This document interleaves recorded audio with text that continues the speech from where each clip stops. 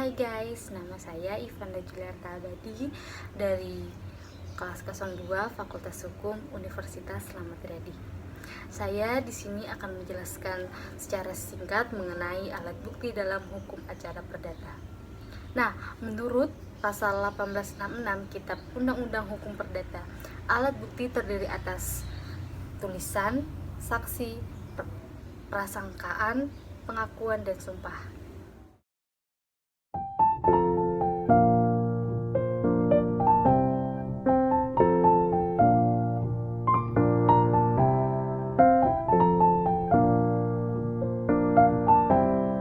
Nah, menurut pasal 1867 KUHP, pembuktian dilakukan dengan dua cara tulisan, yaitu tulisan-tulisan otentik dan tulisan-tulisan di bawah tangan.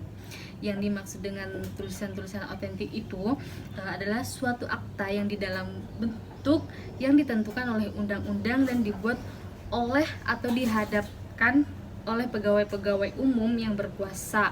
Itu berdasarkan pasal 1868 KUHP.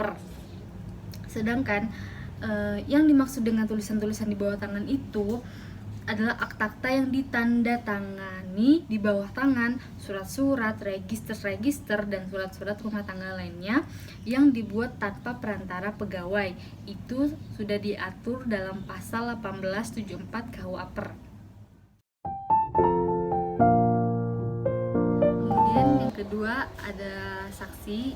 Menurut pasal 1905 KUHP, keterangan seorang saksi saja tanpa suatu alat bukti lainnya di muka pengadilan tidak boleh dipercaya, karena kita mengenal dengan istilah unus testis nullus testis, yang artinya satu saksi bukanlah saksi, sehingga saksi minimal 2 orang alat bukti saksi.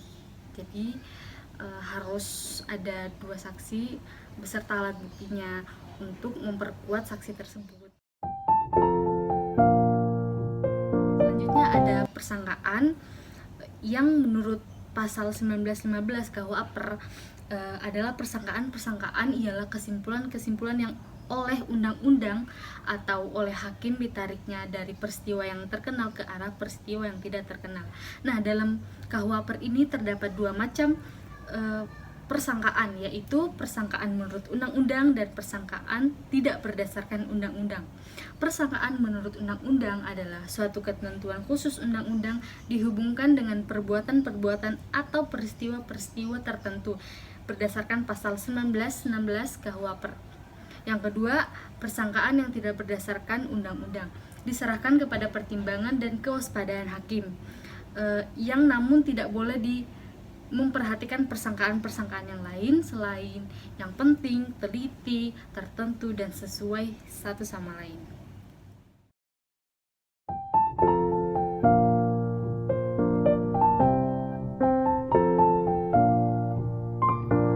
Ada pengakuan yang diatur dalam pasal 1923 KUHP.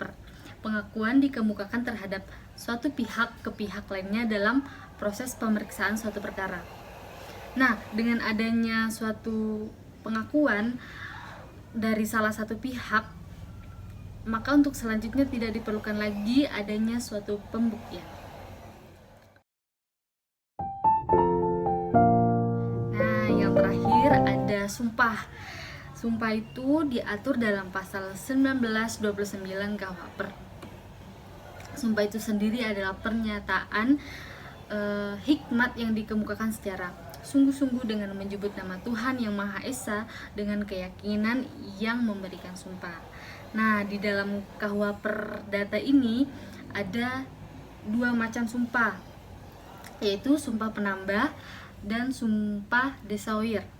Sumpah penambah itu yaitu sumpah yang dilakukan jika terdapat alat bukti lain, akan tetapi alat bukti itu minim sehingga belum memenuhi syarat yang telah ditentukan oleh undang-undang.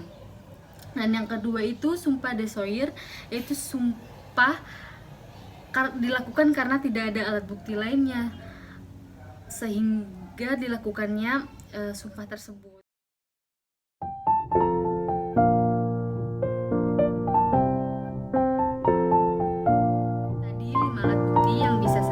jelaskan secara singkat.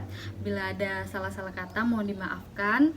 Semoga dari apa yang saya sampaikan bisa bermanfaat bagi kita semua. Assalamualaikum warahmatullahi wabarakatuh. Sukses.